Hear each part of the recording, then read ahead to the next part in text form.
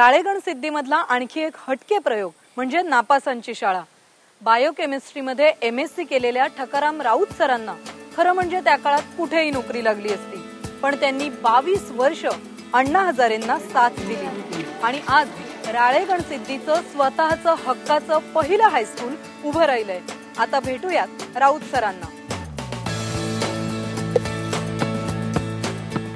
बुटक्या पत्र्यांमध्ये सुरू झालेलं राळेगणचं हायस्कूल आता दुमजली इमारतीत भरतं। हायस्कूलचे मुख्याध्यापक म्हणून राऊत सर इथे आले आणि अण्णांचेच झाले। निवृत्तीनंतर गावी परत न जाता राळेगणलाच त्यांनी आपलं घर मानलं। एक वर्षी आम्ही वसतिगृहामध्ये फक्त नापास मुलांना प्रवेश द्यायला सुरुवात केली। त्यासाठी मग शाळेचा कार्यक्रम कारण त्या मुलांना काहीतरी वेगळं दिलं पाहिजे, त्यांना गुंतवून ठेवलं पाहिजे। ते गुंतवत नाहीत म्हणून ते नापास होतात। आणि मग शाळेचं वेळापत्रक सुरू झालं सकाळी पहाटे 5 ते रात्री 9 पर्यंत। आणि सगळ्यात जास्त मुलांना खेळायला आवडतं म्हणून 2.5 तास खेळ आणि व्यायामावर राखून ठेवले।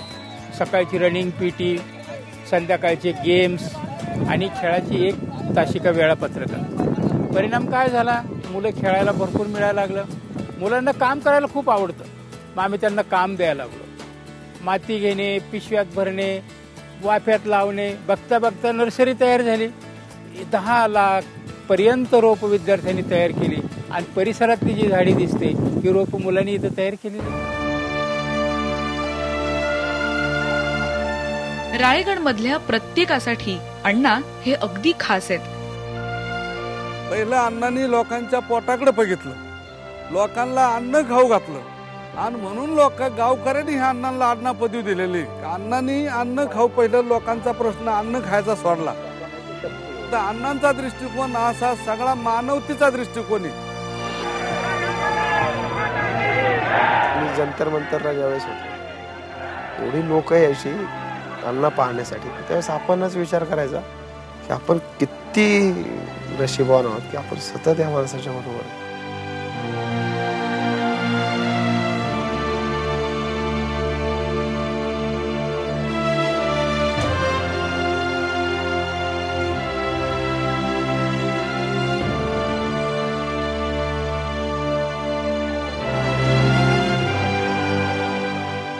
तर हे सगळे लोक जे काम करतात सेवाभावाने आणि म्हणून तर हे सगळं काम चाललंय। अण्णा हजारे तर निमित्त आहे, फक्त ते काम त्यांनी करायचं आणि क्रेडिट मी घ्यायचं अशी गोष्ट आहे। ती खरं काम करणारे तेच माणसं आहेत। ज्या काळात तरुण खांद्यावर झेंडे घेऊन राजकीय टिळे लावून राजकीय पक्षांचे कार्यकर्ते बनले होते, राजकीय विचार उमजून घेण्याऐवजी त्यामागे फायद्यासाठी धावत होते, त्याच काळात तरुणांमध्ये देशभक्तीची भावना चेतवण्याचं, राष्ट्रभक्तीची ज्योत पेटवण्याचं काम अण्णांनी केलं।